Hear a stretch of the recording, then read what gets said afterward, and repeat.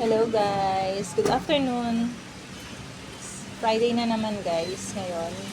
Ang oras, time check, 4:22 ng hapon. Friday.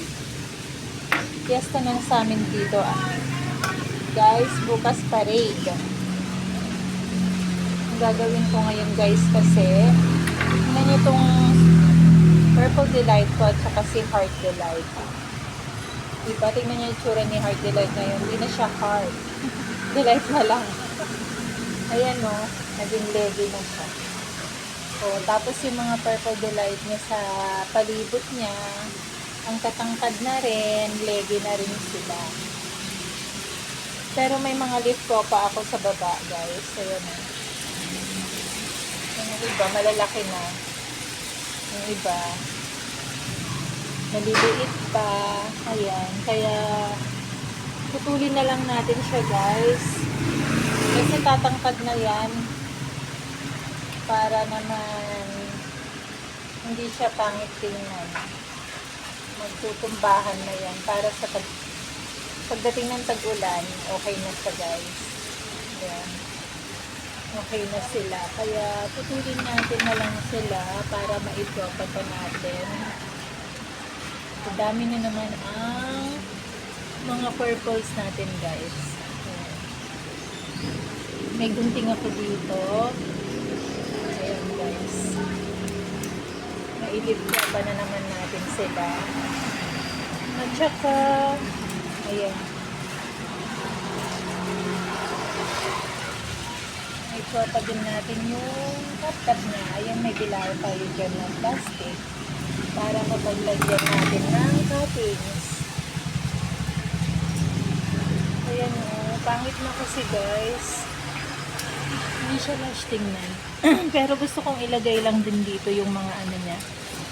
Yung makakat natin guys. Dito lang din sa cut niya. Kasi para maging lush siya. Ayan guys, tingnan nyo. Tingnan nyo yung itsura niya.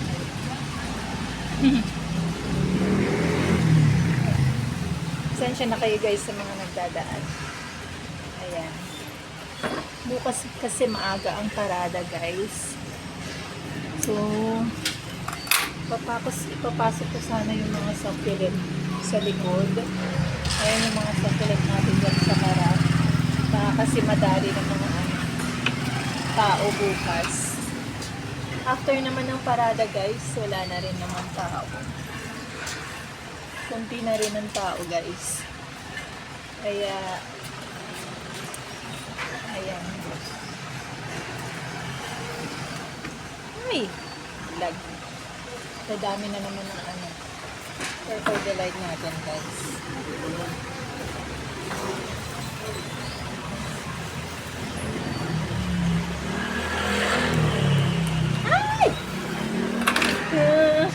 Tingnan nyo ng laglag sa baba. Natanggalan ng leaves. Mamaya ko na lang pulutin guys. Ayun. Nalaglag sa baba.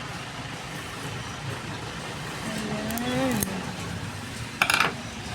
Kailangan na talaga natin siyang ikat. Kasi ang pangit na niyan tingnan.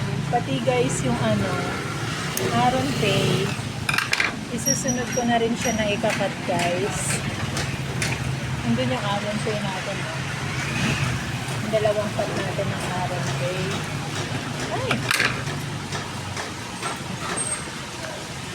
Ayan siya guys. Ayan. Kalbo na. Kalbo na siya guys. Pero itatanim ko na lang siya dito sa pot niya. Kaya lang, problema, matatakpan na naman yung mga babies dito.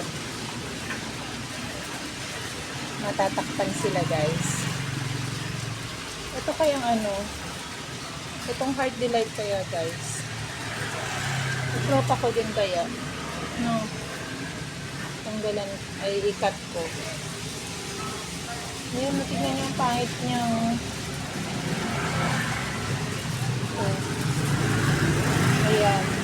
siya guys. Hindi ko alam kung ano, gaganda pa siya. Pero gusto ko siyang ikat para magkaroon siya ng bagong baby. Baka sakaling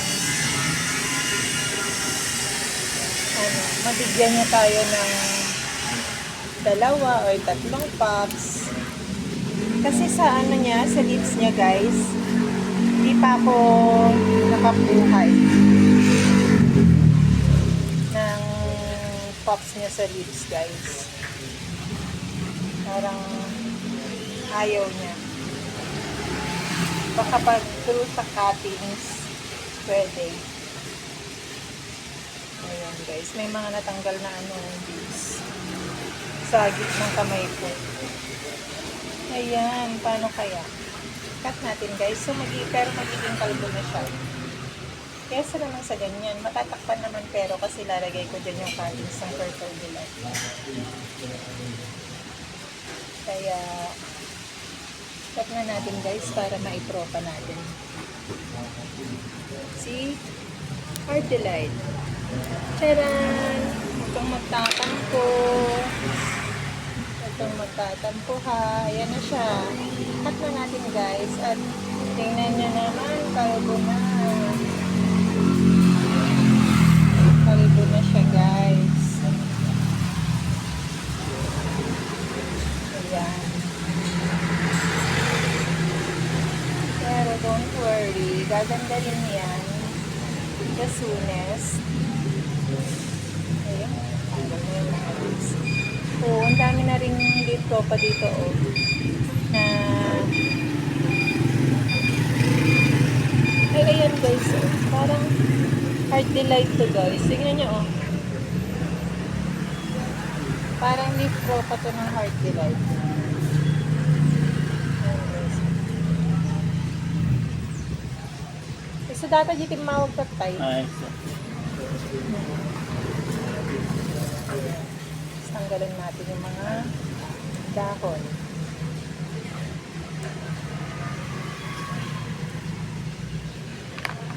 Mga dahon ng sana guys.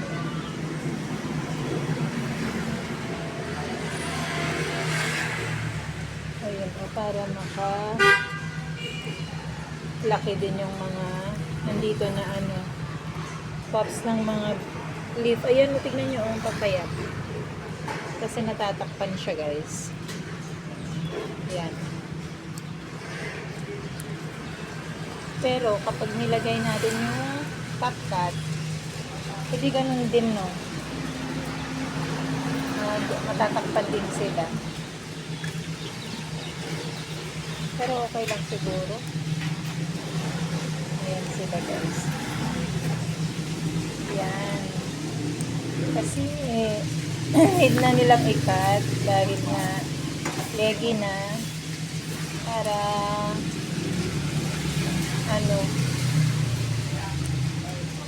magkaroon sila ng panibagong babies. Tingnan nyo to guys. Ay, may baby bugs guys. Ito nyo ba yan? Ayun o. May baby bugs siya. Mataging yung dahon, pero hindi siya tinubuan ng baby. Ay, nalaglag. Kailangan mamatay. Isprayhan ko na lang to ng alcohol mamaya guys. Okay na lang, nakita ko. Ayan yung mga dry leaves ng mga nilip propa. Ayan. Tingnan nyo, leggy yung mga talaga. Yung mga babies dyan.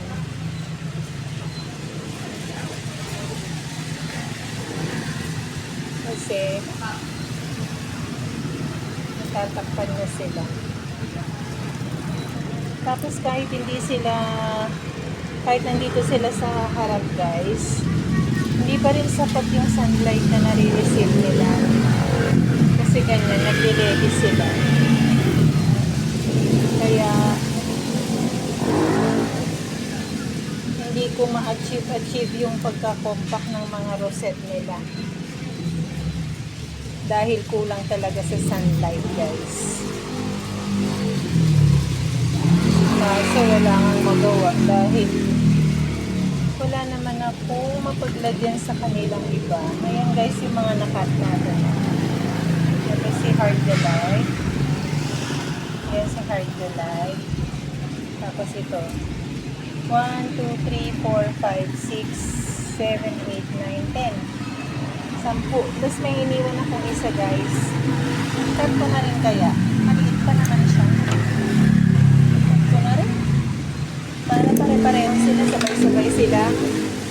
Sa baby. Ayan. May maliit dyan.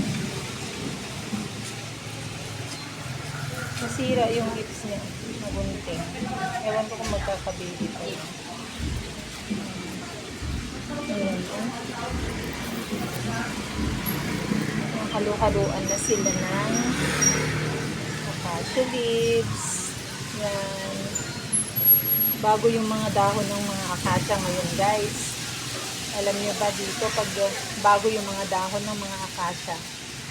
Tunay ng acacia. Ang daming uod na nalalaglag. Ayan guys. Ayan o. Yung mga banderitas ang ingay. Pasensya na guys ha. Ayan, mahangin. Pero maingay yung mga banderitas na nakakabit. Ayan na guys. Tapos na natin ikat. Tanggalin na lang natin yung mga leaves dyan. Oh. Tapos, ayan, ibalik natin dyan itong mga Purple Delight na nakat natin. Tingnan nyo, oh, may casualty ka agad. Ano ba yan? Nalaglag kasi. Pangit tuloy yung dahon niya. Nakulangan.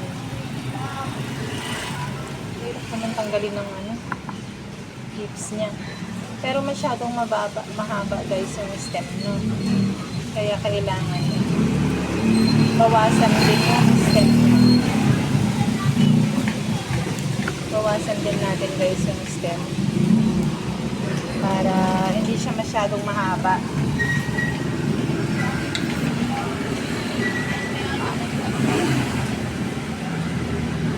Yan. Ay! Tusok na naman. Tusok natin siya yan. Yan guys, mamaya. Tatanggal muna tayo ng leaves. Wait lang guys. Tanggalin ko lang yung mga leaves. Ayan guys. Natusok ko na sila. Natanim ko na sila dito sa pad niya. Ito yung mga leaves na natanggal na naman natin guys. Ang dami. Ang dami na naman nating leaf propa sa Purple Delight. So ito guys, hindi ko alam kung separate ko na lang siya. Sa separate pot ko na lang siya itatanim guys. I-air dry ko muna to.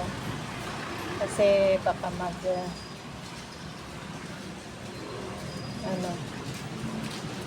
mag-rot kapag tinanim ko siya kaagad. Ayan, si Heart Delight na hindi na Heart Delight. Delight na lang. Wala na rin siyang bulbs. Ayan. Kulang talaga yung nare-receive nilang sunlight kahit nandito sila sa harap guys. Kasi ang bilis mawala nung araw sa kanila. Kaya legi pa rin. Kailangan talaga yung 7 to 8 hours yung nare-receive nilang sunlight guys para compact yung mga rosette nila. Yung mga leaves nila compact yan. Kasi kapag 4 hours lang hindi naman pala sapat para sa kanila. Ayan. Ayan siya guys. Ayan, pinutol ko yung mga stem niya. Kasi masyadong mahaba. Ayan. i-update ko na lang ulit kayo guys. Thank you for watching. Bye guys. God bless po.